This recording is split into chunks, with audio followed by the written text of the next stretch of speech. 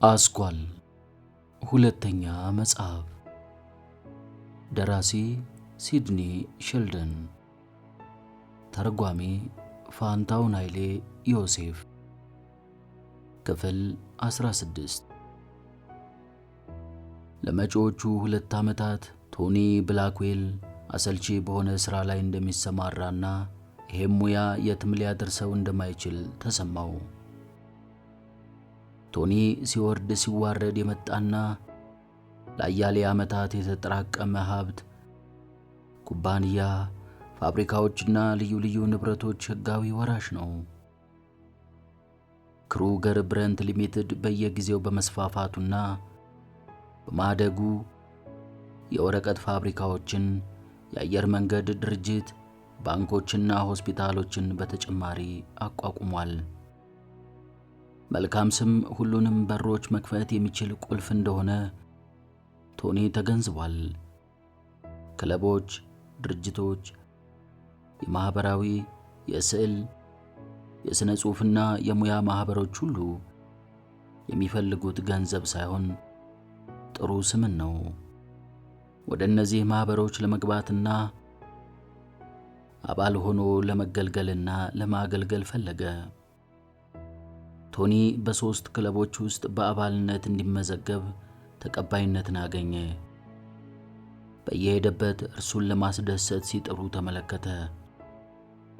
ሆኖም ራሱን እንደ አጭበርባሪ አድርጎም ቆጠረ። ለአንዳቸውም ምንም አላደረገላቸውም። የወንድ አያቱ ሀብት ጥላ መፈሪያና መከበሪያ ሆኖታል። እርሱን የሚገምቱት ከአያቱ ጋር በማነጻጸር መሆኑ ተሰማውና ድርጊታቸው ጥሩ ባለመሆኑ ነቀፋቸው። በአሁኑ ጊዜ በልቡ እየተሳበ የሚጓዝበት የማዕድን ቦታ የለም። የሚተኩሱበት ዘበኞችም የሉም። የሚበሉትና የሚያስፈራሩት ሻርኮች የሉም። ጥንት የተደረጉት አያቶቹና እናቱ የፈጸሙትና የደረሰባቸው ሁኔታ ሁሉ ሌላ ጊዜ ሌላ ቦታ የተፈጸመ ስለሆኑ የቶኒ አይደሉም። ታሪክ ለባለ ታሪኩ እንጂ እነርሱ ያለፈው 100 ዓመት ድርሻ ናቸው። ባልታወቀ ሰው የተፈጸሙ ዱብዳዎች ናቸው። ቶኒ ማንኛውም ሰራተኛ ከሚሰራው ሥራ በጥፍ በክሩገር ብረንት ሊሚትድ ውስጥ ጠንክሮ ይሠራ ነበር። ይህንንም የሚያደርገው የደረሰበትን ብስጭትና ያለፈውን ላለማስታወስ ሲል ራሱን በሥራ መጥመድ ጥሩ አማራጭ ሆኖ ስላገኘው ነበር። ለዶሚኒኩ ደብዳቤ የጻፈላት ቢሆንም ደብዳቤዎቹ ሳይከፈቱ ተመለሱ። ለሜተር ካንታል ደውሎ ባገኘው ምላሽ ዶሚኒኩ በትምህርት ቤቱ ውስጥ በሞዴልነት መስራቷ እንዳቋረጠች ተረዳ። ዶሚኒኩ ጠፍታለች። ቶኒ ሥራውን በዘዴና በጥንቃቄ ሳይጠላውም ሳይወደውም ይመራ ጀመር። አንዳንድ ጊዜ ብቸኝነት እየተሰማው ቢበሳጭም ለራሱ እንጂ ኬትን ጨምሮ አንድም ሰው መበሳጨቱን አይጠረጥርም፣ አያውቁበትም ነበር። እናቱ ቶኒን በሚመለከት በየሳምንቱ ሪፖርቶች ይደርሷታል። በሪፖርቶቹ መሠረት በልጇ ሥራ በጣም ተደስታለች። ቶኒ በንግድ ሥራ የተፈጥሮ ችሎታ አለው በማለት ለብራንድ ሮጀርስ ነገረችው።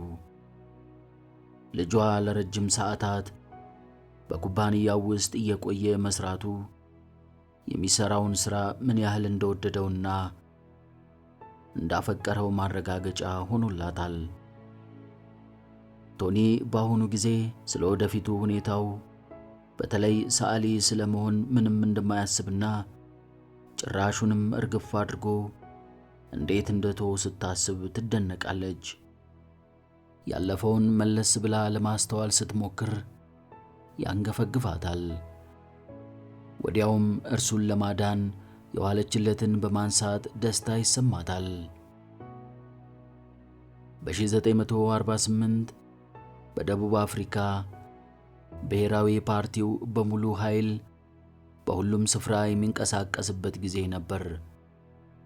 ይህንን ኃይል ለመግታት ከቦታ ወደ ቦታ መዘዋወር በጥብቅ የተከለከለ ሲሆን ከፍተኛ የጸጥታ ቁጥጥርም ይደረጋል። ቤተሰቦችን በየቦታው በመከፋፈል የደቡብ አፍሪካ መንግሥት ለአገዛዙ እንዲያመቸውና ሕዝቦቹም አመራሩ እንዲከተሉ ለማድረግ ይጥር ነበር። እያንዳንዱ የደቡብ አፍሪካ ጥቁር አፍሪካዊ ዜጋ የተለየ መታወቂያ መያዝ ይኖርበታል። ይህ መታወቂያ ከይለፍ መታወቂያ የበለጠ ነው። ምክንያቱም መታወቂያው ሰውየው የተወለደበትን ቀን የሚገልጽ የምስክር ወረቀት፣ የሥራ ፈቃዱን፣ የታክስ ክፍያ ደረሰኞችን ወዘተ በአንድነት የያዘ ስለሆነ ነው። የመታወቂያ ወረቀቱ የሰውየውን እንቅስቃሴና ጠቅላላ ሕይወቱን ይቆጣጠራል። በደቡብ አፍሪካ ረብሻውና ብጥብጡ በየቦታው የቀጠለ ቢሆንም የደቡብ አፍሪካ ፖሊሶች ጭካኔ የተሞላበት እርምጃ እየወሰዱ ለጊዜውም ቢሆን በቁጥጥር ስር ያውሉታል። ኬት በየጊዜው ጋዜጦችን በማንበብ በደቡብ አፍሪካ ስለሚሰሩት አሻጥሮች፣ ስለሚፈጸሙት ግፎችና ጭኮናዎች፣ በዚያ ስላለው ብጥብጥና ስለሚካሄደው ትግል ትረዳለች። ባንዳ እንደ ዋነኛ ጠላት በመቆጠሩ በየጋዜጦቹ ላይ ስሙ ዞት ይጠቀሳል። ባንዳ ዕድሜው የገፋ ቢሆንም አሁንም በድብቅ የደቡብ አፍሪካ ጥቁር ታጋዮች መሪ ነው። እርግጥ ነው አሁንም ቢሆን ለወገኖቹ ክብር፣ መብትና ነፃነት ሲል ይዋጋል። በዚህም የተነሳ ኬት ባንዳ መንፈሰ ጠንካራና ቆራጥ ታጋይ ሰው ነው በማለት ታስበዋለች። ኬት በቤቷ ውስጥ ከቶኒ ጋር በመሆን የ55ኛ ዓመት የልደት በዓሏን አከበረች። ኬት ከጠረጴዛው ባሻገር ያለው መልከ መልካሙ የ24 ዓመት ወጣት የኔ ልጅ ሊሆን አይችልም፣ እኔ በጣም ወጣት ነኝ በማለት ለራሷ ተናገረች። ቶኒ ዋንጫውን አነሳና ከሌሎች ሁሉ ልዩ ለሆነችው ለኔ እናት መልካም ጤንነት ስንል እንጠጣ፣ አስደሳች የልደት በዓል እንዲሆንልሽ እመኛለሁ አላት። እሷም በቅርቡ እኔ ጡረታ እወጣለሁ፣ ነገር ግን ልጄ የኔን ቦታ ተክቶ ይሰራል፣ ልጄ ይተካኛል፣ የኔ ልጅ በማለት በተመስጦ አሰበች። ግቢው ከሚፈለገው በላይ በጣም ሰፊ ስለሆነ እኔ እዚህ ብቻዬን መኖር የለብኝም አለችው ኬት። አያይዛም በግል ማድረግ የምትፈልገውን ሁሉ ለመፈጸም ያስችልሃል ስትለው ቶኒ ከመከራከሩ ይልቅ ዝም ብሎ መቀበሉና ከእናቱ ጋር አብሮ መኖሩ የተሻለ ሆኖ አገኘው። ኬትና ቶኒ ዘወትር ጠዋት ቁርሳቸውን አብረው ሲመገቡ የውይይት ነጥባቸው በክሩገር ብረንት ሊሚትድ ላይ ያተኮረ ነው። እናቱ እጅግ ጥልቅ በሆነ ስሜት በንግድ የበላይነትን ለመያዝ የምትወስደውን ከፍተኛ ጥንቃቄ፣ ከሁሉም በላይ የምትሰጠውን ትኩረትና ለዚህ ደግሞ ያላትን ኃይለኛ ስሜትና ሐሳብ በማጤን ታምር ነው በማለት ተደነቀ። ብዛት ያላቸው ሕንፃዎች፣ ፋብሪካዎች፣ ማሽኖችና ወዘተ ባለቤት መሆን፣ ሀብት ማከማቸት፣ ይሄ ሁኔታ የት ላይ ነው እልባት የሚያገኘውና የሚቆመው? ይህ ሁሉ ስፍር ቁጥር የሌለው ሀብት የተደበቀ ረቂቅ የሆነ ምስጢር የያዘ ነው። እንዴት አንድ ሰው መላ ሕይወቱን ሀብት በማከማቸት ብቻ ያሳልፋል? በቃኝ ባለማለት በሀብት ላይ ሀብት ለመቆለል እንዴት እንቅልፍና እረፍት ያጣል ሰው? ኃይልና ስልጣን ለማግኘት ከስልጣን ውጪ የሆነ ስልጣን ለማከማቸት እንዴት አንድ ሰው ሌት ተቀን ይጥራል? አለ ቶኒ። እናቱ ለምን ይህንን እንደምትፈጽም በጠቅላላው ድርጊቷና ሁኔታዋ ሁሉ ሊገባው አልቻለም። ሆኖም በዓለም ላይ ያለችው ዘመድ እሷው ስለሆነች በጣም ይወዳታል። ስለሆነም ቶኒ እናቱ በምትለውና ወደፊት እርሱ እንዲሆንላት እንደምታስበው ለመሆንና በእርሷ መመሪያና ሐሳብ መሠረት ለመቀጠል ወሰነ። በፓን አሜሪካን አየር መንገድ ከሮም ወደ ኒውዮርክ በተጓዙበት ወቅት ይህ ነው የሚባል ነገር ያላጋጠማቸው ቢሆንም ቶኒ አየር መንገዱን ወዶታል። ባህር ማዶ ወይንም ውጭ አገር በነበረበት ጊዜ ያያቸውንና ያጋጠሙትን ነገሮች ሪፖርት መጻፍ የጀመረው አውሮፕላኑ የሮም አውሮፕላን ማረፊያን ለመልቀቅ ባኮበኮበበት ጊዜ ጀምሮ ነው። ለመጻፍ ሲል ራት መብላቱን ተወ። መጠጥ የሚያቀርቡለትን አስተናጋጆች ሁሉ ግብዣውን አልቀበልም አላቸው። ሌላው ቀርቶ እረፍት እንዲያደርግ ትራስ ያቀርቡለት እንኳን ለመቀበል አሻፈረኝ አለ። ሌላውንም መስተንግዶ እንደዚሁ። ሌላ የምንረዳውት ነገር ቢኖር ሚስተር ብላክዌል ሲሉት ለአውሮፕላኑ አስተናጋጆች በሙሉ የሚሰጣቸው መልስ አመሰግናለሁ የሚል ብቻ ነበር። ቶኒ አጠገብ ባለው ወንበር ላይ የተቀመጠችው መካከለኛ ዕድሜ ያላት ሴት የፋሽን መጽሔትን ታነባለች። ገጹን በምትገልጥበት ወቅት ሴትየዋ ሳታየው ሰረቅ አድርጎ ይመለከታትና እንዳላየ ሆኖ ይቀመጣል። በመጽሔቱ ውስጥ የዳንስ ልብስ የለበሰች ሴት ምስል መኖሩን አስተዋለ። የዶሚኒኩ ሞዴል ነበር።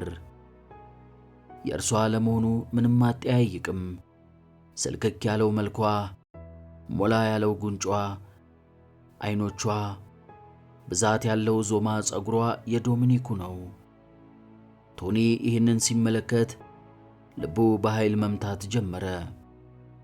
ይቅርታ አድርጊልኝ አለ ቶኒ የመቀመጫ ጓደኛውን። ከዚያም ይህንን ገጽ ለማየት መዋስ እችላለሁ ሲል ጠየቃት። በማግስቱ ጠዋት ማልዶ በመነሳት ቶኒ ወደ ቀሚስ መሸጫ ሱቅ ደወለና የማስታወቂያ ወኪላቸውን ስም ለማግኘት ቻለ። ባገኘው የስልክ ቁጥር በመጠቀም ለማስታወቂያ ወኪሉ ደወለ።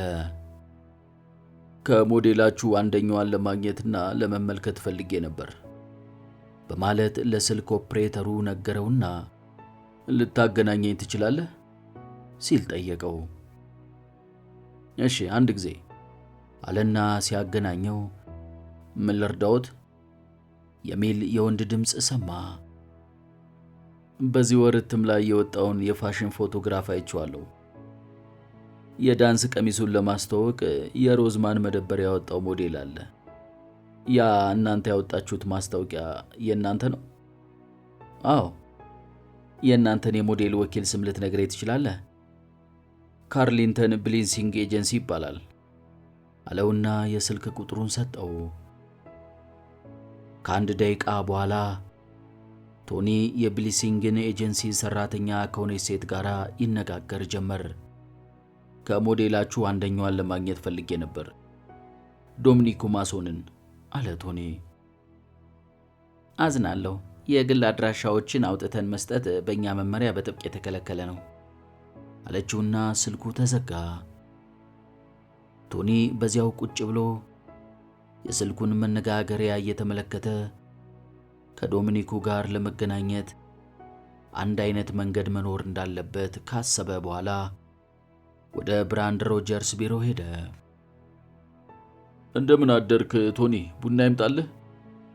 አይ አያስፈልገኝም አመሰግናለሁ ካለው በኋላ ብራንድን ስለ ካርሊንተን ብሊንሲንግ ሞዴል ኤጀንሲ የሰማው ወይንም የምታውቀው ነገር አለ ወይ ሲል ጠየቀው። አዎ አውቃለሁ ብዬ ገምታለሁ። ይህንን ድርጅት እኛ ወርሰነዋል፣ ማለትም የኩባንያችን ንብረት ሆኗል። ምን? ከኛ ቅርንጫፎች በአንዱ ስር ነው የሚተዳደረው። መቼ ነው ይህንን ድርጅት የኛ ንብረት ያደረግነው? የኛ የሆነው ከ2 ዓመት በፊት ነው። ልክ አንተ ወደ ኩባንያው መጥተህ ስራ በጀመርክበት ወቅት አካባቢ። ቆይ ከዚህ ድርጅት የምትፈልገው ምንድን ነው ቶኒ? እኔ ከሞዴላቸው አንደኛዋ የጥንት ጓደኛዬ ስለነበረች እርሷን ለማግኘት ፈልጌ ነበር። ምንም ችግር የለም፣ እኔ እደውልላታለሁ። ፈጽሞ አታስብ፣ ይህንን እኔ አድርገዋለሁ። አመሰግናለሁ ብራድ አለ ቶኒ። ቶኒ ሞቅ ያለና ተስፋ የተሞላበት ስሜት ስለተሰማው ሁኔታውን በጉጉት ይጠባበቅ ጀመር። ከሰዓት በኋላ ሊመሽ አቅራቢያ ቶኒ የካርሊንተን ብሌንሲንግ ኤጀንሲ ቢሮ ወደሚገኝበት ቦታ በመሄድ ለሰራተኞቹ ማንነቱን አስተዋወቀ። ከ60 ሴኮንድ በኋላ በድርጅቱ ፕሬዝዳንት በሚስተር ፕሊንተን ቢሮ ውስጥ ተቀመጠ። ይህ በእርግጥ ለእኛ ታላቅ ክብር ነው ሚስተር ብላክዌል። ምንም ችግር እንደሌለ ተስፋ አደርጋለሁ። ባለፉት 3 ወራት ድርጅታችን ያገኘው ትርፍ ሲል ቶኒ ወደ ዝርዝሩ እንዳይገባ አቋረጠውና ችግር የለም፣ እኔ ከሞዴላችሁ መካከል በአንዷ በተለይም በዶሚኒኩ ማሶን ተደስቻለሁ ሲለው የቲልተን ፊት በደስታ ፈካ። ለእኛ እጅግ በጣም ጥሩ የገቢ ምንጫችን በመሆን ላይ ናት። በድርጅታችንም ውስጥ ከፍተኛ ተወዳጅነትን አግኝታለች። ያንተ እናት ጥሩ የማስተዋልና የመምረጥ ችሎታ አላት አለው። ቶኒ ፕሬዝዳንቱ የነገረውን በግልጽ እንዳልተረዳ ገመተና የነገርከኝን መልሰህ ብትነግረኝ ምን አለበት ሲል በትህትና ጠየቀው። ያንተ እናት ዶሚኒኩን በድርጅታችን ውስጥ እንድንቀጥራት ያደረገችው በግል ጠይቃን ነው። ይሄ ደግሞ በክሩገር ብረንት ኩባንያ ስር ስንሆን ከደረስንባቸው ስምምነቶችና ውለታዎች መካከል አንደኛው ነው። ዝርዝሩ በሙሉ በፋይላችን ውስጥ ይገኛል። ለማየት ከፈለክ ሲለው አይ አልፈልግም አለ ቶኒ። ቶኒ ከፕሬዝዳንቱ ከሚሰማቸው ነገሮች መካከል አንዱ እንኳን ስሜት አልሰጠውም። እባክህ የዶሚኒኮን አድራሻ ልትሰጠኝ ትችላለህ ሲል ጠየቀው። በሚገባ ሚስተር ብላክዌል። በዛሬው ዕለት በቬርመንት ልምምድ ታደርጋለች። ዝርዝር ፕሮግራሟን በደንብ ከተመለከተ በኋላ ነገ ከሰዓት በኋላ ትመለሳለች አለው። ቶኒ ከዶሚኒኩ አፓርትመንት ውጪ ሆኖ መምጣቷን ይጠባበቃል። ከትንሽ ጊዜ በኋላ አንድ ጥቁር ሲዳን መኪና መጥቶ እንደቆመ በሩ ሲከፈት ዶሚኒኩ ወረደች። መኪናውን ይነዳ የነበረው ግዙፍ የሆነና የስፖርተኛ አቋም ያለው ሰው የዶሚኒኩን ቦርሳ በመያዝ አብሯት ነበር። ዶሚኒኩ ቶኒን ስትመለከት ባለችበት ድርቅ ብላ ቀረች። ቶኒ፣ የኔ አምላክ፣ እዚህ ምን ታደርጋለህ? በማለት ስትጠይቀው ከአንቺ ጋር መነጋገር እፈልጋለሁ አላት። ሌላ ጊዜ ጓደኛዬ፣ ከሰዓት በኋላ ስራ ስላለብን አሁን አንተን ለማነጋገር ጊዜ የለንም አለው አብሯት ያለው ሰው። ቶኒ መልስ መስጠት ቀርቶ ወደ ሰውየው አንድ ጊዜ እንኳን አልተመለከተም። ጓደኛሽን ከአንቺ ተለይቶ እንዲሄድ ንገሪው አላት።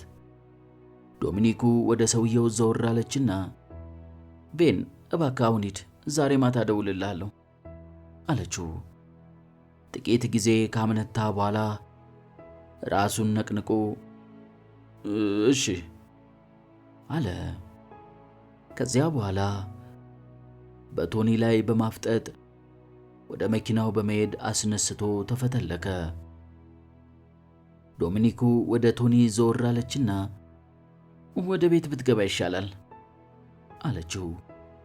ቤቷ ከፍተኛ ዋጋ ባላቸው ዕቃዎች ያጌጠ ነው። ጥሩ አድርገሻል። በጥሩ ሁኔታ ኑሮሽን በመምራት ላይ መሆንሽን ለመረዳት ችያለሁ። አዎ፣ እድለኛ ሆኛለሁ አለችውና የሚጠጣ ትፈልጋለህ ስትል ጠየቀችው። አልፈልግም፣ አመሰግናለሁ አላትና ከፓሪስ ከወጣው ጀምሮ ከአንቺ ጋር ለመገናኘት ጥረት አድርጌ ነበር። ፓሪስ ለቅቄያለሁ። ወደ አሜሪካ መጣሽ? አዎ። በካርለንተን ብሌንሲንግ ኤጀንሲ እንዴት ሥራ ለማግኘት ቻልሽ? እኔ በጋዜጣ ላይ ለወጣው ማስታወቂያ መመዘኛውን ማሟላት በመቻሌ ነው መቀጠር የቻልኩት አለችው፣ በቂ ያልሆነ ምክንያት እየሰጠችው። ከእናቴ ጋር ለመጀመሪያ ጊዜ የተገናኘሽው መቼ ነው ዶሚኒኮ? እኔ ፓሪስ በነበረው በአንተ አፓርትመንት ውስጥ ነበር ለመጀመሪያ ጊዜ ያገኘኋት። አንተስ አታስታውስም እንዴ? እኛ እኮ ብላ ንግግሯን ለመቀጠል ስትሞክር ተጨማሪ ተንኮልና ቀልድ አልፈልግም ካለ በኋላ ንዴቱ እየጨመረ መጣ። አሁን አልቋል፣ ተፈጽሟል። በሕይወቴ ሴት ልጅ መትቼ አላውቅም። ነገር ግን ካሁን በኋላ ውሸት የሆነ ነገር አንድ ነገር ብትናገሪ ፊትሽ እንዲበላሽ ለፎቶግራፍ እንዳይመች ነው የማደርግልሽ አላት። ዶሚኒኩ መናገሯን ቀጠለች። ሆኖም በንዴት የተቃጠሉት የቶኒ አይኖች ገረፏትና ንግግሯን አቋረጠች። ይኸውልሽ አንድ ጊዜ በተጨማሪ ጠይቅሻለሁ። ከእናቴ ጋር ለመጀመሪያ ጊዜ የተገናኛችሁት መቼ ነው? በአሁኑ ጊዜ እንዳለፈው ማመንታትና መወላወል አልነበረም። አንተ ኢኮሎዲስ ቤዮኬስ አርትስ ትምህርት ቤት በተመዘገብክበትና ተቀባይነትን ባገኘህበት ጊዜ ያንተ እናት በሞዴል ሰራተኝነት እንድቀጠር ሁኔታዎችን አመቻቸችልኝ። በንዴት አንጀቱ በገነ። ሆኖም ህመሙን እንደምንም ችሎ ለማዳመጥ ወሰነ። ከዚያም ካንተ ጋር መገናኘት ቻልኩ። አዎ እኔ ስትል አቋረጣትና ለኔ ዕቁባት እንድትሆኚ ነው እናቴ ገንዘብ የምትከፍልሽ የነበረው፣ እኔን የምታፈቅሪኝ በማስመሰል አይደል? ሲል ጠየቃት። አዎ ይሄ ሁኔታ የተከናወነው ጦርነቱ እንደተፈጸመ ወዲያውኑ ስለሆነ እጅግ አስቸጋሪ ነበር። ገንዘብ ስለሌለኝ ችግር ላይ ወድቄ ነበር። ከመቸገሬ የተነሳ የፈጸምኩት መሆኑን ልትረዳኝ አትችልም። ነገር ግን ቶኒ እመነኝ፣ ጠብቄሃለሁ። እኔ በእርግጥ በሁሉም መንገድ በጥንቃቄ ጠብቄሃለሁ አለችው። ለምጠይቅሽ ጥያቄ ብቻ መልስ ስጪኝ ሲላት ጭካኔ የተሞላበት ንግግሩ ዶሚኒኩን ጭንቀት ላይ ጣላት። የቶኒ ቁጣ እጅግ ኃይለኛ ስለነበረና ካሁን በፊትም አይታበት ስለማታውቅ እንግዳ ነገር ሆነባትና መንፈሷ ተረበሸ። አንቺ ልትቀጠር የቻልሽበት ዋናው ምክንያት ምንድን ነው? እኔ ልቀጠር የቻልኩበት ዋናው ምክንያት እናትህ አንተን በዓይነ ቁራኛ እንድጠብቅላት መፈለጓ ነው። የዶሚኒኩን ገርነትና የለሰለሰ አቀራረብ እንዲሁም ካሁን በፊት በእርሱ ላይ የነበራትን ፍቅር አስታወሰ። ሆኖም ለእናቱ ይልንታ ስትል በገንዘብ ተገዝታና በገንዘብ ተታላ ይህንን በመስራቷ ከእርሷ ድርጊት ይልቅ በእናቱ ተግባር ከፍተኛ ኀፍረት ተሰማው። እስከ ዛሬ የእናቱ አሻንጉሊት ሆኖ ቆይቷል። በእርሷ ቁጥጥር ስር ሆኖ እንደፈለገች ስትመራው ቆይታለች። እናቱ ስለ ቶኒ ደንታ ኖሯት አያውቅም። እርሱ የእርሷ ልጅ አልነበረም። እርሱ የእርሷ አልጋ ወራሽ ነው። የእርሷ ሕጋዊ ወራሽ ነው። እናቱን ከሁሉም ነገር ይበልጥ የሚያሳስባት የኩባንያዋ ጉዳይ እንደሆነ በመገንዘብ ዶሚኒኩን አንድ ጊዜ ተመለከታትና ደፋ ቀና እያለ ወጥቶ ሄደ። በዓይኗ ተከትላ ከሸኘችው በኋላ ዓይኗ በእንባ ተሸፈነ። ዛሬም የምወድህ መሆኔን ልትክደው አትችልም ቶኒ። ስለ ፍቅራችን የመዋሽህ ነገር የለኝም አለችው ለራሷ። ቶኒ በጣም ጠጥቶ ወደ ቤት ሲገባ ኬት በቤተ መጻሕፍቱ ውስጥ ነበረች። ከዶሚኒኮ ጋር ተነጋገርኩ። ሁለታችሁ ከኔ ጀርባ በመሆን እየሳቃችሁብኝ አስደናቂና ግሩም የሆነ ጊዜ አሳልፋችኋል ሲላት ድንጋጤ ሰውነቷን ወረራት። ቶኒ ስትል አቋረጣትና ካሁን ጀምሮ አንቺ በእኔ የግል ሕይወት ውስጥ ጣልቃ ሳትገቢ ገለልተኛ ሆነሽ እንድትኖሪ ይፈልጋል። ትሰሚኛለሽ? አላትና እየተንገዳገደ ኬት ካለችበት ክፍል ወጥቶ ሄደ። ቶኒ ወጥቶ ሲሄድ ስታስተውል ቆየችና ወዲያውኑ በዚህ ችግር የተነሳ ነገር ይመጣ ይሆናል በማለት ስጋት ላይ ወደቀች።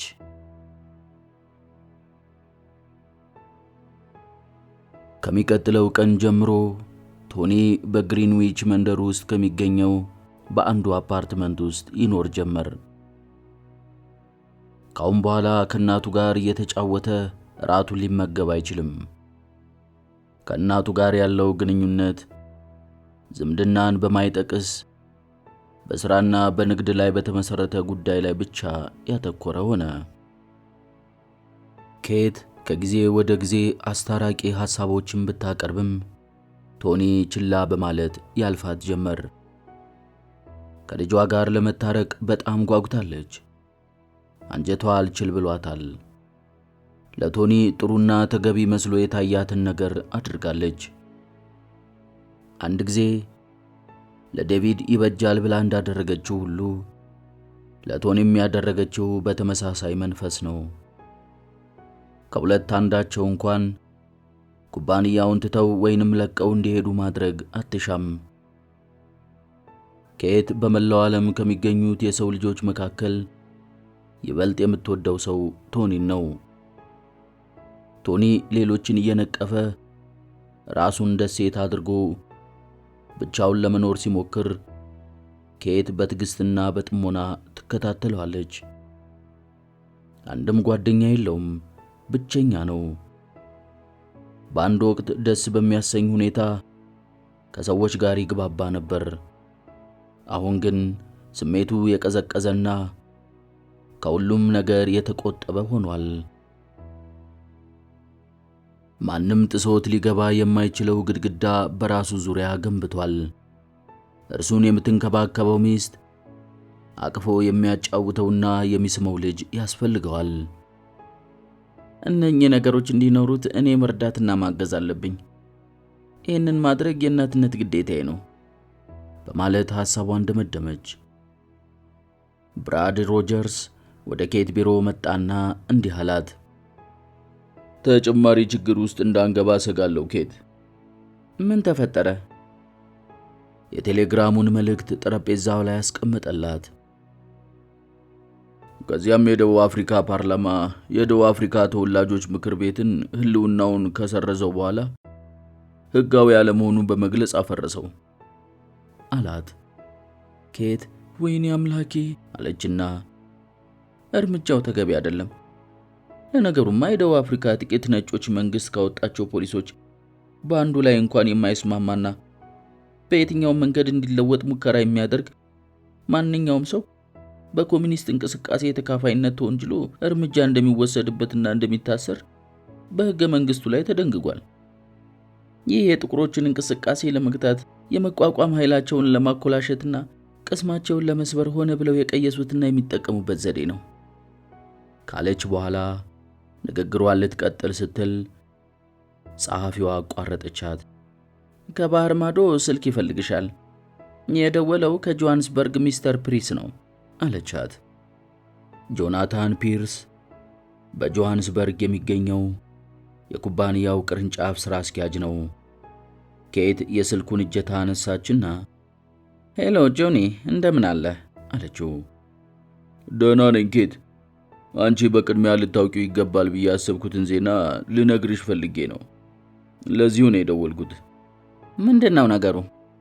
ባንዳ በፖሊሶቹ የተያዘ መሆኑን የሚገልጽ ሪፖርት አሁን ደረሰኝ አላት። በሁለተኛው አውሮፕላን ኬት ወደ ደቡብ አፍሪካ ተጓዘች። የኩባንያውን ጠበቆች ባንዳን ለማዳንና ለማስለቀቅ ምን መደረግ እንዳለበት ጠየቀቻቸውና በየበኩላቸው የተቻላቸውን ሁሉ እንዲያደርጉ አደራ አለቻቸው። የክሩገር ብረንት ሊሚትድ በሙሉ ኃይሉ ዝናውና ክብሩ ቢጠቀም እንኳን ባንዳን ለማስለቀቅ ለማዳንና ለመርዳት ችሎታ ያለው መስሎ አልታየም። ባንዳ የደቡብ አፍሪካ መንግሥት ጠላት በመባል ተሰይሟል። ስለሆነም ምን አይነት ቅጣት ይወስኑበት ይሆን በማለት ኬት በውስጧ ተጨነቀች። ሌላው ቢቀር ባንዳን ማየት ማነጋገርና አስፈላጊውንና የምትችለውን ሁሉ እርዳታ ማድረግ እንዳለባት ተገነዘበች። አውሮፕላኑ ጆሐንስበርግ እንዳረፈ ኬት ወደ ቢሮዋ በመሄድ ለወህኒ ቤቱ ዳይሬክተር ስልክ ደውላ ስለ ባንዳ ሁኔታ ስታነጋግረው ባንዳ ከሌሎች እስረኞች ተለይቶ በጥብቅ ወደሚጠበቅበትና በተከለለ ቦታ ነው እንዲታሰር የተደረገው። ማንም ሰው እንዲጎበኘው አይፈቀድም ሚስ ብላክዌል። ላንቺ ስል ግን ምን ማድረግ እንደምችል ዘዴዎችን ሁሉ አጠናለሁ እስኪ አላት። በማግስቱ ጠዋት ኬት በጆሐንስበርግ ወህኒ ቤት ተገኝታ ፊት ለፊቱ በመቆም ባንዳን ተመለከተችው። በሁለቱ መካከል እንዳይገናኙ የሚከፍል መስታወት አለ። እጆቹና እግሮቹ በብረት ታስረዋል። ጸጉሩ ሙሉ በሙሉ ሸብቷል። ኬት ምን እንዲደረግላት እንደምትጠብቅ ለራሷም አልገባትም። በሁኔታው ግን ተስፋ ቆርጣለች፣ ተማራለች። ባንዳ ኬትን ሲያያት ፈገግ አለ። እንደምትመጪ አውቅ ነበር። አንቺ ልክ እንደ አባትሽ ነሽ። ከችግር ርቀሽ ልትኖሪ አትችይም ካላት በኋላ ትችያለሽ ሲል ጠየቃት። ኬት በንዴት ከዚህ እንዴት አድርገን ልናስወጣ እንችላለን ስትል ጠየቀችው። በሳጥን ውስጥ አድርጋችሁ። በዚህ ዘዴ ብቻ ነው ከዚህ እንድወጣ እነርሱ የሚፈቅዱልኝ አላት። ጥሩ ችሎታ ያላቸውና ዝነኛ የሆኑ ብዙ ጠበቆች አሉኝ። ማን ስትል አቋረጣትና በዚህ ረገድ ያለውን ሙከራ እርሺው ኬት። ፖሊሶች እኔን የያዙኝ አግባብ ባለው ሁኔታና በሐቀኛ መንገድ ነው። እኔ አሁን በትክክለኛውና አግባብ ባለው ሁኔታ ማምለጥ አለብኝ ሲላት ስለምንድን ነው የምታወራው በማለት ጠየቀችው። በሽቦ የታጠረ ጎጆ ውስጥ እኔ መኖር አልፈልግም። ካሁን በፊትም አልኖርኩም። እነርሱም እኔን አግዶ ወይም ጠብቆ የሚያቆይ ቤት እስካሁን አላዘጋጁም አላት። ባንዳ እባክህ አመልጣለሁ ብላ አትሞክር፣ ይገሉሃል። እኔን ምንም ነገር ሊያደርጉኝ አይችሉም። አንቺ በመነጋገር ላይ ያለሽው ሻርኮች፣ የተቀበሩ ፈንጂዎች፣ የታጠቁ ዘበኞችና የሰለጠኑ አዳኝ ውሾች ከነበሩበት ቦታ አንዳችም አደጋ ሳይደርስበት አምልጦ እዚህ ከደረሰው ሰው ጋር ነው አላትና ኬት ለመሆኑ አንድ ነገር ታውቂያለሽ በማለት ጠየቃትና ጥያቄውን ራሱ በመመለስ በሕይወቴ ውስጥ በጣም አስደሳችና ጥሩ ጊዜ ነበረኝ በዚያን ወቅት ሳይሆን አይቀርም ብዬም አስባለሁ አላት። በሚቀጥለው ቀን ኬት ባንዳን ልትጠይቀው ስትሄድ የፖሊስ አዛዡ አዝናለሁ ሚስ ብላክዌል፣ ባንዳን በጸጥታ ምክንያት ወደ ሌላ ቦታ ማዛወር ስለነበረብን አዛውረነዋል አላት። የት ነው ያለው ስትል ጠየቀችው። እኔ ያለበትን ቦታ ልነግርሽ አልችልም አላት። ኬት በማግስቱ ጠዋት ከእንቅልፏ ስትነቃ ከቁርስ ማቅረቢያ ትሪ ጋር አብሮ የመጣውን ጋዜጣ ስታነብ አርዕስቱ እንዲህ ይላል። ከታሰረበት ወህኒ ቤት ለማምለጥ የሞከረው የሽፍቶች መሪ ተገደለ። ኬት ከአንድ ሰዓት በኋላ በእስር ቤቱ ቅጥር ግቢ ባለው የፖሊሶች አዛዥ ቢሮ ተገኘች። አዛዡም ባንዳ የተገደለው ወህኒ ቤቱን ሰብሮ ለማምለጥ በሞከረበት ጊዜ ነው። ሚስ ብላክዌል፣ ስለ እርሱ አሟሟት ያለው መረጃ እኔም ልነግርሽ የምችለው ይህንን ብቻ ነው አላት። ተሳስታችኋል። ሌሎች ብዙ ታጋዮች አሉ። በጣም ብዙ ባንዳዎች ሞልተዋል። ባንዳ ሞቷል። ሆኖም ህዝቦቹን ነፃ ለማውጣት የነበረው ዓላማ ምኞትና ህልሙ አልሞተም በማለት አሰበች። ከሁለት ቀን በኋላ የባንዳን የቀብር ስነ ስርዓት አመቻቸችና ወደ ኒውዮርክ ለመመለስ በአውሮፕላን ጉዞዋን ጀመረች። የምትወደውንና የተወለደችበትን የደቡብ አፍሪካ መሬት ለመጨረሻ ጊዜ በአውሮፕላን መስኮት ተመለከተች። አፈሩ ቀይ፣ በማዕድን የተሞላና ለም ነው። በከርሰ ምድሩም ውስጥ የሰው ልጅ ሊገምተውና ሊያስበው ከሚችለው በላይ ብዙ ሀብት የተከማቸበት ነው። እግዚአብሔር የባረከውና የመረጠው መሬት ነው። ሆኖም በዚች ሀገር ላይ እርግማንና የነጮች መቅሰፍት ስለወረደባት የደቡብ አፍሪካ ተወላጆች በሀገራቸው ሀብት መጠቀም ሳይችሉ የበይ ተመልካች ሆነው ነፃነታቸውን ተገፈው ይኖራሉ። ስለሆነም ወደዚች ሀገር ተመልሼ አልመጣም፣ በድጋሚ ፈጽሞ አልመጣም አለች ኬት ከፍተኛ ሐዘን እየተሰማት። ከብራድ ሮጀርስ የሥራ ኃላፊነት አንዱ የክሩገር ሊሚትድ የረጅም ጊዜ ዕቅዶችን መመርመርና ተግባራዊነታቸውንም መቆጣጠር ነው። ብራድ ሮጀርስ ትርፍ የሚያስገኙ የንግድ ሥራዎችን ፈልጎና አፈላልጎ በማግኘት ከፍተኛ ችሎታ ያለው ሰው ነው። አንድ ቀን በግንቦት ወር መጀመሪያው አካባቢ ወደ ኬት ብላክዌል ቢሮ በመግባት አንድ አስደሳችና ጠቃሚ የሆነ ነገር አግኝቻለሁ አላትና ሁለት የፋይል አቃፊዎቹን በጠረጴዛው ላይ አስቀመጠ። ሁለት ኩባንያዎች፣ ከሁለት አንዱን ለመግዛት ብንችል እንኳን ድንቅ ነበር አላት። አመሰግናለሁ ብራድ፣ ዛሬ ማታ እመለከታቸዋለሁ አለችው። ኬት ብቻዋን ሆና ራቷን እየተመገበች የብራድ ሮጀርስን አስተማማኝ ሪፖርት ትመለከት ጀመር። ሁለት ኩባንያዎች ወያት ኦይልና ቱል እንዲሁም ኢንተርናሽናል ቴክኖሎጂ የሚባሉ ሲሆኑ ስለ ኩባንያዎቹ አስፈላጊው መረጃ ሁሉ በዝርዝር ቀርቧል። በሪፖርቱ መጨረሻ ላይ የተጻፉትን ኮዶች ጭምር በደንብ ካጤነቻቸው በኋላ ወያት ኦይልና ቱልስ ኩባንያን እንደምንም በግዢ ለመያዝ መሞከሩ ለክሩገር ብረንት ሊሚትድ ጥሩ ገቢ እንደሚያስገኝና እንደሚያዋጣ ተረዳች።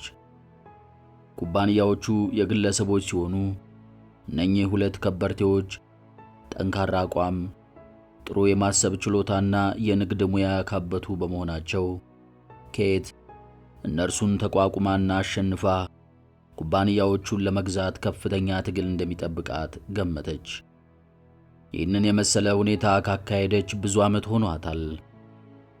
በማግስቱ ጠዋት በማለዳ ብራድ ሮጀርስን እንዲህ ስትል ላከችበት።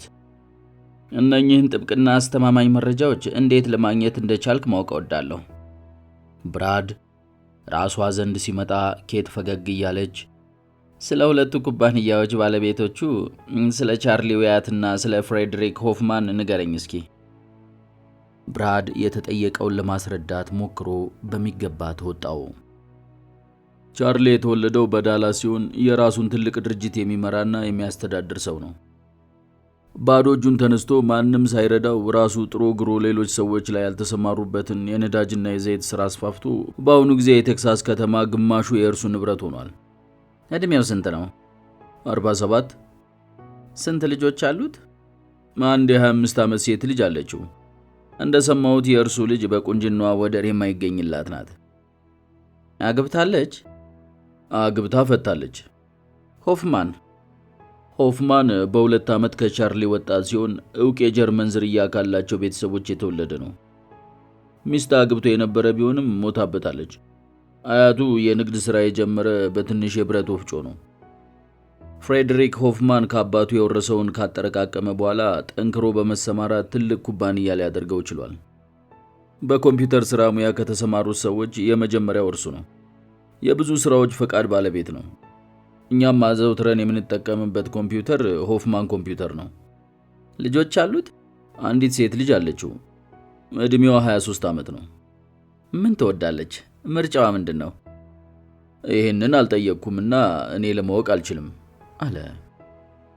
የዚህን ጥያቄ መልስ መስጠት ባለመቻሉ ይቅርታ እየጠየቀ እርስ በርሱ የተቆላለፈ ቤተሰብ ነው። እነርሱ የሚጋዙት ትንሽ በሆነች በግላቸው ክበብ ውስጥ ነው። እንደ ማመንታት እያለ እኛ ምናልባት ጊዜያችንን በከንቱ በዚህ ነገር ላይ ያባከንን ይመስለኛል ኬት። ከሁለቱም ኩባንያዎች ከፍተኛ ባለስልጣኖች ጋር መጠጥ እየጠጣን ተወያይተናል። በዚያ ወቅት ወያትም ሆነ ሆፍማን ኩባንያቸውን ለመሸጥ ቅንጣት ታህል ፍላጎት እንደሌላቸው ተረድቻለሁ። ከሌላ ጋር ለማዋሃድም ሆነ በጋራ የንግዱን ሥራ ለመስራት እቅድም የላቸውም። የገንዘባቸውን ብዛት ማየት እንደምትችው እነኚህን የመሰሉ አትራፊ ኩባንያዎች መሸጣቸውን ሳይሆን ሐሳቡን ለማሰብ ቢሞክሩ እንኳን ማበድ ይቃጣቸዋል። የመቋቋምና የማሸነፍ ስሜት አሁንም በኬት ውስጥ እንደገና ተቀሰቀሰ። ሐሳቡ ታገላት፣ ወደዚያም ይስባት ጀመር። ከ10 ቀናት በኋላ የአሜሪካ ፕሬዝዳንት በዋሽንግተን የታላላቅ ኢንዱስትሪ ባለንብረቶች በማደግ ላይ ላሉ አገሮች ስለሚሰጡት እርዳታ ለመወያየት ባዘጋጀው ስብሰባ ላይ እንድትገኝ የጥሪ ደብዳቤ ደረሳት። ኬት ወዲያው ለቻርሊ ወያትና ለካውንት ፍሬድሪክ ሆፍማን ሌላ ሰው በማስመሰል ስልክ በመደወል በስብሰባው ላይ እንዲገኙ ጥሪ ያደረገችላቸው። በጀርመኑና በቴክሳሱ አእምሮ ውስጥ ኬት አንድ ነገር መቅረጽ ቻለች። ኬት ሁለቱንም ሰዎች በገጽ ተገናኝታቸው ስለማታውቅ ቁመታቸው፣ መልካቸው፣ በጠቅላላ አቋማቸው ምን እንደሚመስል የምታውቀው ነገር የለም። በስብሰባው ወቅት ከሁለቱም ጋር ተገናኝታ ስለ መልካቸውና ስለ አቋማቸው ብቻ ሳይሆን ስለ አስተሳሰባቸው አጠናች። የዋሽንግተን ስብሰባ ለ3 ቀናት የመግባባት መንፈስን በተሞላበት ሁኔታ ተካሂዶ ተፈጸመ። ፕሬዝዳንቱ ለአጭር ጊዜ ብቅ ብለው የተመለሱ ሲሆን ስብሰባውን በሊቀመንበርነት የመሩት የአሜሪካ ምክትል ፕሬዝዳንቱ ናቸው። በስብሰባው ላይ የተገኘው እያንዳንዱ ሰው በኬት ብላክዌል ያልተገረመና ያልተደነቀ አልነበረም። ማራኪ የደስደስ ያላትና ውብ ሴት ከመሆኗ በቀር የታላላቅ ኩባንያዎች መሪ ባለቤትና የከፍተኛ ሀብት ክምችት እመቤት መሆኗ ነው የስብሰባው ተካፋዮች ተደንቀው ሊያደንቋት የበቁት። ኬት ቻርሊ ወያትን ለጥቂት ጊዜ ብቻውን ስታገኘው ትህትና በተሞላበት ሁኔታ ቤተሰቦቼ ካንተ ጋር ናቸው ሚስተር ወያት ስትል ጠየቀችው። ልጄን ይዤ መጥቻለሁ። ልትገበየው የምትፈልገው ትንሽ ነገር ስላለ ወደ ሱቅ ሄዳለች ሲላት፣ ይሄ በእውነት በጣም ጥሩ ነው አለችው። ዓርብ ዕለት በዳርክ ሃርበር መጠነኛ የሆነ የራት ግብዣ ለማዘጋጀት አስቤያለሁ። የሳምንቱ መጨረሻ ምሽት አብረን ማሳለፍ እንድንችል አንተና ልጅህ በራት ግብዣው ላይ ብትገኙልኝ በጣም ደስ ይለኝ ነበር አለችው። ወያት ምንም ሳያመነታ ስለ አንቺ የተሰራጨውን ዜና ሁሉ ሰምቻለሁ ሚስ ብላክዌል፣ ስለሆነም በግብዣው ላይ ለመገኘት ፈቃደኛ ነኝ አላት። ኬት ፈገግ ብላ ጥሩ ነው አለችው። ቀጥሎም ነገ ማታ በአውሮፕላን ወደዚያ እንድትጓዙ አስፈላጊውን ሁሉ አዘጋጃለሁ አለችው። ከ10 ደቂቃ በኋላ ኬት ከፍሬድሪክ ሆፍማን ጋር ታወራ ጀመር። በዋሽንግተን ብቻህን ያለው ሚስተር ሆፍማን ወይስ ባለቤትህ አብራሃለች ስትል ጠየቀችው። ሚስቴ ከጥቂት ዓመታት በፊት ሞታለች፣ ነገር ግን እዚህ ከልጄ ጋር ነው የመጣሁት አላት። አባትና ልጁ በሄ አዳምስ ሆቴል ውስጥ ለውስጥ መገናኛ ባለችው 2 ክፍል በቁጥር 418 መኝታ ቤት ውስጥ እንዳረፉ ኬት ታውቃለች። በዳርክ ሃርበር መጠነኛ የራት ግብዣ አደርጋለሁ። አንተና ልጅህ በሳምንቱ መጨረሻ ቀን እዛ ብትገኙልኝ ደስታዬ ከፍተኛ ይሆናል አለችው። ወደ ጀርመን ቶሎ መመለስ አለብኝ በማለት ከመለሰላት በኋላ ለጥቂት ጊዜ ትኩር ብሎ ተመለከታትና ፈገግ አለ። ከዚያም 1 ወይም 2 ቀን ብንቆይ የሚያስከትለው ችግር የለም አላት። በጣም የሚያስደስት ነው።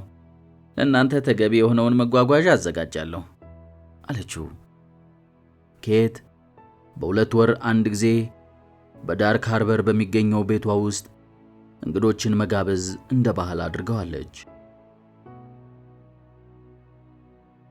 ከመላው ዓለም የተውጣጡ ታላላቅ ሰዎችና ሀብታም ነጋዴዎች ኬት በምታዘጋጃቸው ግብዣዎች ላይ ተገኝተዋል። እነኚህ ሰዎች በኬት ግብዣ ላይ ሲገኙ እርስ በርስ በመተዋወቃቸው የተነሳ አያሌ ጠቃሚ ልምዶችን እየተለዋወጡ ንግዳቸውንና ስራቸውን በጋራ ለመስራት ስለረዳቸው የኬት ግብዣዎች ዘወትር ፍሬያማዎች ናቸው።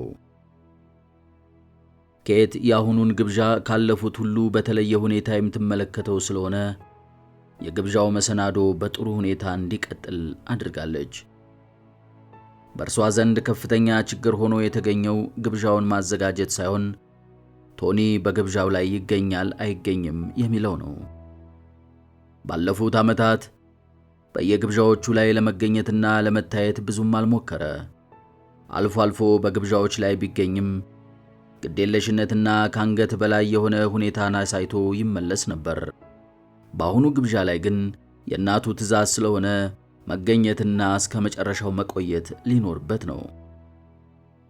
ኬት ለሳምንቱ መጨረሻ ያወጣችውን ፕሮግራም ለቶኒ ስትዘረዝርለትና እርሱም መገኘት እንዳለበት ስትነግረው በግብዣው ላይ ልገኝ አልችልም በማለት ድርቅ ያለ መልስ ሰጣት።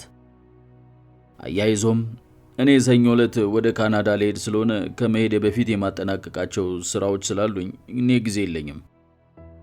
ይሄ ከሌሎች ግብዣዎች የተለየ በጣም ጠቃሚ ግብዣ ነው። ቻርሊ ዌያትና ካውንት ሆፍማን በግብዣው ላይ ይገኛሉ። እነርሱም ስትል አቋረጣትና የእነርሱም ማንነት አውቃለሁኝ። ከብራድ ሮጀርስ ጋር ተነጋግሬበታለሁ። እኛ ከሁለቱም ኩባንያዎች አንደኛውን ለማግኘት አልጸለይንም፣ ልመናም አላቀረብንም ሲልሃት እኔ አንድ ጊዜ ሙከራ ለማድረግ ፈልጌያለሁ አለችው። ወደ እርሷ ተመለከተና እንዲህ ሲል ጠየቃት። ለመሆኑ የትኛውን ኩባንያ ነው ማግኘት የፈለግሽው? ዋያት ኦይልና ቱል ኩባንያ ነው። ይሄ ኩባንያ በሚያስገኘው ገቢ የክሩገር ብረንት ሊሚትድ ትርፉ 15 በመቶ ያህል ያሳድገናል፣ ምናልባትም ከዚያም የበለጠ። የአረብ ሀገሮች የዓለምን ጉሮሮ በነዳጃቸው የሚያርሱት እነርሱ መሆናቸውን በሚገነዘቡበት ወቅት ግንባር ይፈጥሩና የነዳጅ አምራች ድርጅት ወይንም ማህበር ይመሰርታሉ። በዚያን ጊዜ ማለትም አንድነትና ስምምነት በሚኖራቸው ጊዜ የነዳጅ ዋጋ እንደ ሮኬት ወደ ሰማይ ይተኮሳል። ይሄ ሲሆን ነዳጅ መሆኑ ቀርቶ ወደ ፈሳሽ ወርቅነት ይለወጣል አለችው። ኢንተርናሽናል ቴክኖሎጂ ኩባንያስ? ኬት ትከሻዋን ነቀነቀችና እርሱም ቢሆን ጥሩ ኩባንያ ነው። ሆኖም በአሁኑ ጊዜ እንደ ኬክ ሊገመጥ የሚችለው ኩባንያ ዋያት ኦይል ኤንድ ቱል ነው። ለኛ የሚጠቅመንና ማግኘት የሚገባን ትክክለኛው ኩባንያ ይሄ ነው። አንተ በግብዣው ላይ እንድትገኝልኝ በጥብቅ እፈልጋለሁ ቶኒ። የካናዳ ጉዞ ለጥቂት ቀናት ሊዘገይ ይችላል። ቶኒ በግብዣዎች ላይ መገኘት አንገሽግሾታል። በጣም ጠልቶታል። በተለይ ማለቂያ የሌለውና የሚያሰለቸው ውይይት፣ በጠጡ ቁጥር ራሳቸውን እየካቡ የሚተረጅጉ ጉረኛ ሰዎች ወሬያቸው፣ እንዲሁም የአጭበርባሪና የባለጌ ሴቶች ሁኔታ ነው ግብዣዎችን እንዲጠላ ያደረገው። ይህ ግን የንግድ ጥቅምና የሥራ አልፎም የህልውና ጉዳይ ስለሆነ መገኘት እንዳለበት በማመን ፈቃደኝነቱን ገለጸላት። ተበታትነው የነበሩት ሐሳቦቿ ሁሉ ከብዙ ጥረት በኋላ መልክ ያዙላት። ወያቶች ወደ ማይኒ በሴስና አውሮፕላን በረሩ። ከአውሮፕላን ወርደው በባህር ላይ በሞተር ጀልባ ከተጓዙ በኋላ በልዩ ሞዴል በተሰራ መኪና ሆነው ወደ ሴዳር ኮረብታማ ቤት ተጓዙ። ኬት እንኳን ደህና መጣችሁ ብላ ለመቀበል በሩ ላይ ቆማ ተጠብቃቸው ነበር። ብራድ ሮጀርስ ስለ ቻርሊ ዌያት ልጅ ስለ ሉሲ የነገራት ሁሉ ትክክል ነበር። መልኳ፣ ቁመናዋ፣ ጸጉሯ፣ አይኗ፣ እንዲያው በአጠቃላይ ሁለመናዋ ይህ ቀረሽ የማትባል ቆንጆ ልጅ ናት። ብራድ ልጅቱን አንድ ራሱን ማስደሰትና ማዝናናት የሚወድ ጣሊያናዊ ወጣት አግብቷት ከ2 ዓመት በፊት እንደፈታት ለኬት ገልጾላታል። ኬት ቻርሊ ዌያትን፣ ሉሲንና ቶኒን አስተዋወቃቸውና የልጇን ሁኔታ ትከታተል ጀመር። ልታስተውል የቻለችው ምንም ነገር የለም። ቶኒ ለአባትና ለልጁ ትህትና የተሞላበት ተመሳሳይ ሰላምታ ሰጥቶ ወደ ቡና ቤቱ ይዟቸው ሄደ። እንዴት አይነት የሚያምር አስደሳች ክፍል ነው ስትል ሉሲ በመደነቅ ተናገረች። ድምጿ ይህ ነው የማይባል ያልተጠበቀ ጣዕም ያለውና ለስላሳ ነበር። ሉሲ ይህንን ስትናገር በቴክሳሶች ያነጋገር ስልት ጫን ብላ ሳይሆን ለቀቅ በማድረግ ነበር ቃላቶቹን የሰነዘረቻቸው። ቶኒን ብዙ ጊዜ እዚህ ታሳልፋለህ ስትል ጠየቀችው። አላሳልፍም አላት። ንግግሩን ይቀጥላል ብላ ትጠብቅ ጀመር፣ ግን መልስ ብቻ ሰጥቶ ዝም አላት። እዚህ ነው ያደግከው ስትል ጠየቀችው። ለተወሰነ ጊዜ። ቶኒ በሁለቱ መካከል የሚደረገውን ውይይት ጨርሶ እንዳያቀዘቅዘው አሰበችና በዘዴ ውይይታቸው እንዲቀጥል በማለት ኬት ጣልቃ ገባች። ቶኒ ስለዚህ ቤት ብዙ አስደሳች ትዝታዎች አሉት። ልጄ በጣም ሥራ ስለሚበዛበት እዚህ ቦታ ደጋግሞ በመምጣት ለመደሰትና ለመጫወት እድልም ጊዜም አላገኘም ካለች በኋላ አግኝተሃል ቶኒ ስትል ጠየቀችው። እናቱን ቀዝቀዝ ባለ ሁኔታ ተመለከታትና የለም፣ እንደ እውነቱ ከሆነ ካናዳ ውስጥ መሆን ሲል ንግግሩን ሳይጨርስ ኬት አቋረጠችውና እናንተን ለመገናኘት ሲል ጉዞውን በሌላ ጊዜ አስተላለፈው በማለት የጀመረውን ንግግር ጨረሰችው።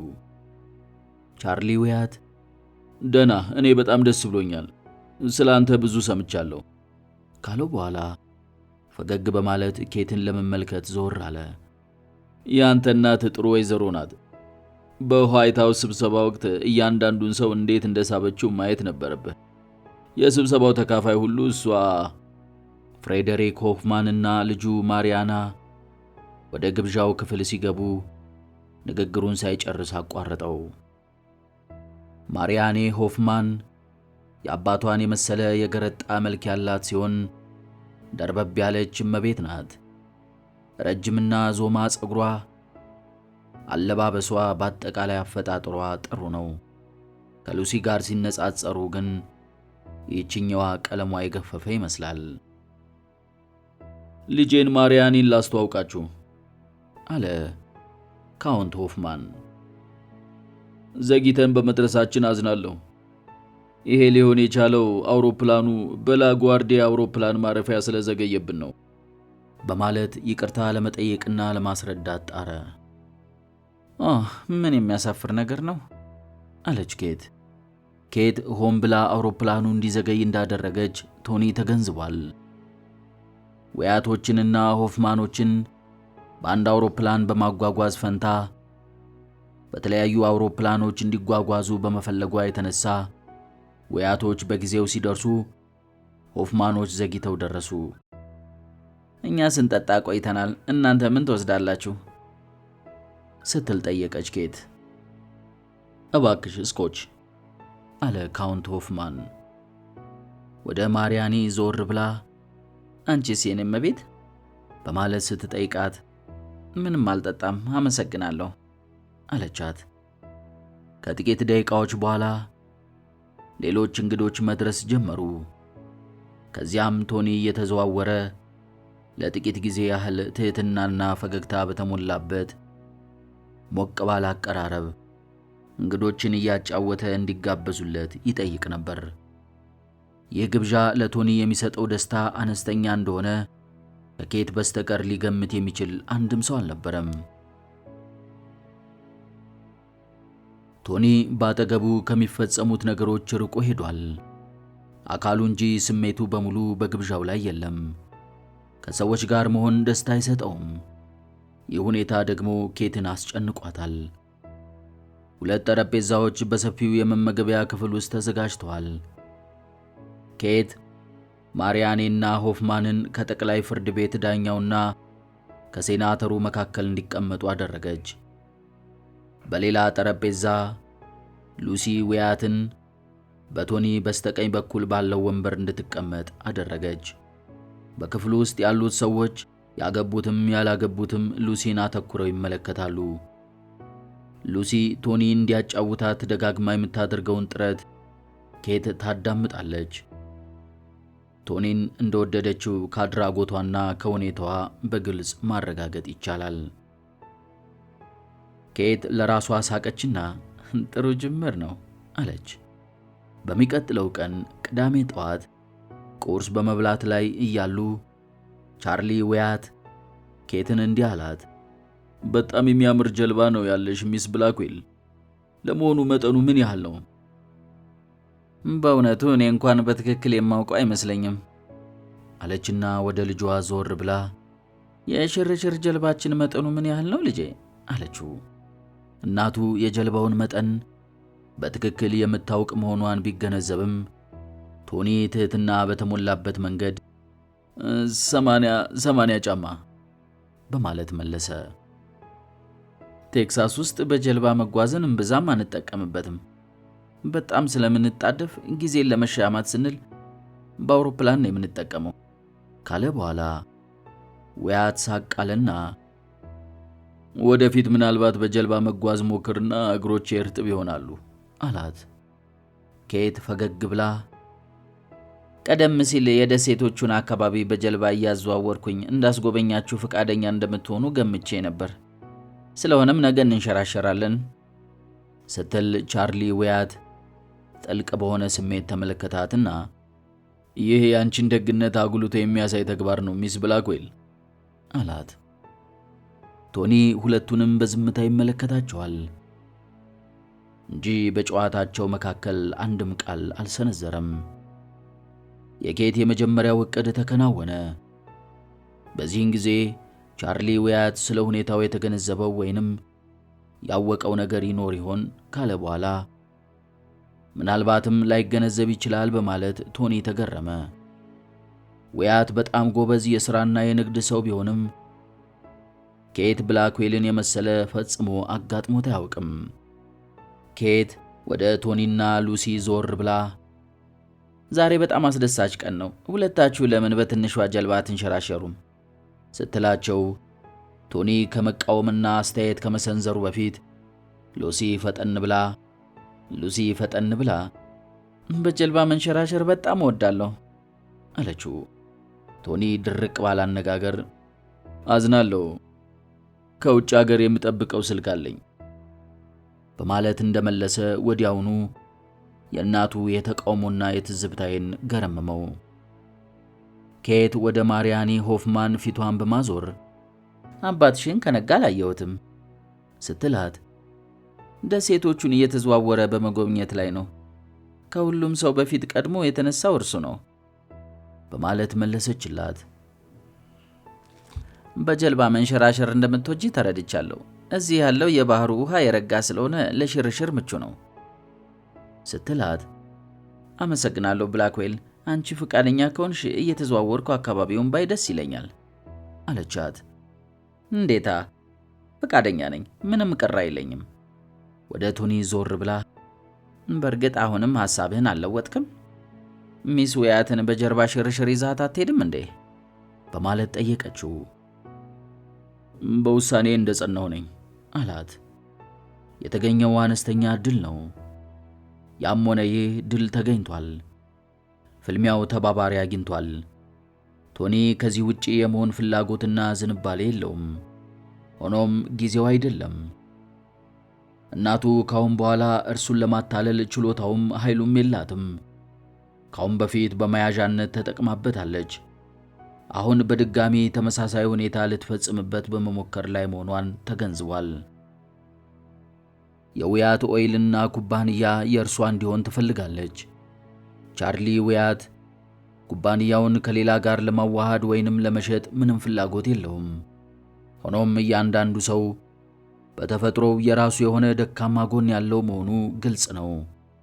ኬት የቻርሊ ውያትን ደካማ ጎን አግኝተዋለች። ደካማ ጎኑም ልጁ ናት። ሉሲ ከብላክዌል ቤተሰብ ጋር የምትጋባ ከሆነ የመዋሃድ ወይንም ሌላ ውል ማከናወኑ የማይቀር ነው። ቶኒ በቁርስ መመገቢያው ጠረጴዛ ባሻገር ትይዩ የተቀመጠችውን እናቱን በንቀት ተመለከታት። የማባባያውንና የማጥመጃውን ምግብ በሚገባ አዘጋጅተዋለች። ሉሲ ቆንጆ ብቻ አይደለችም፣ ብልህ፣ ጨዋታ የምትችልና ፈገግታ የማይለያት ልጅ ናት።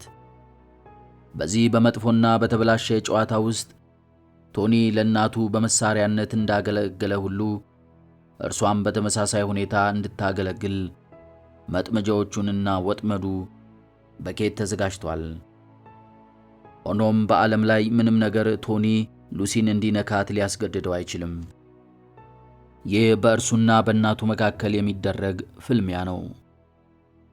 ቁርስ በልተው እንደጨረሱ ኬት ተነሳችና ቶኒን ስልኩ ከመደወሉ በፊት ሚስ ዌያትን የአትክልቱን ስፍራ ለምን አታስጎበኛትም አለችው።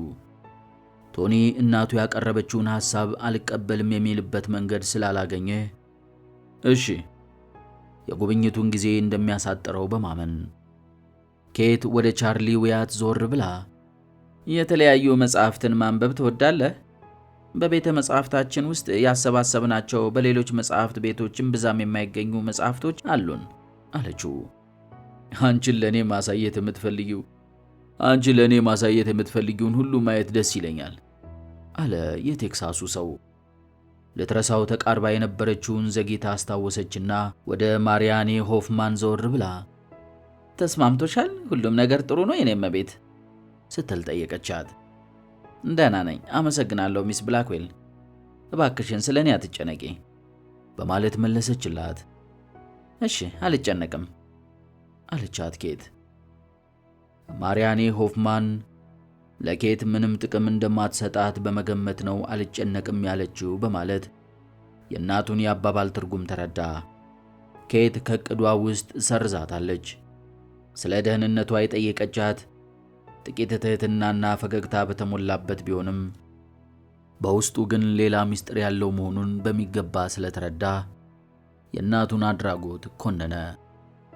ሉሲ ቶኒን ስትመለከተው ቆይታ ነበርና ተዘጋጅተሃል ቶኒ ስትለው አዎ በማለት መለሰላት።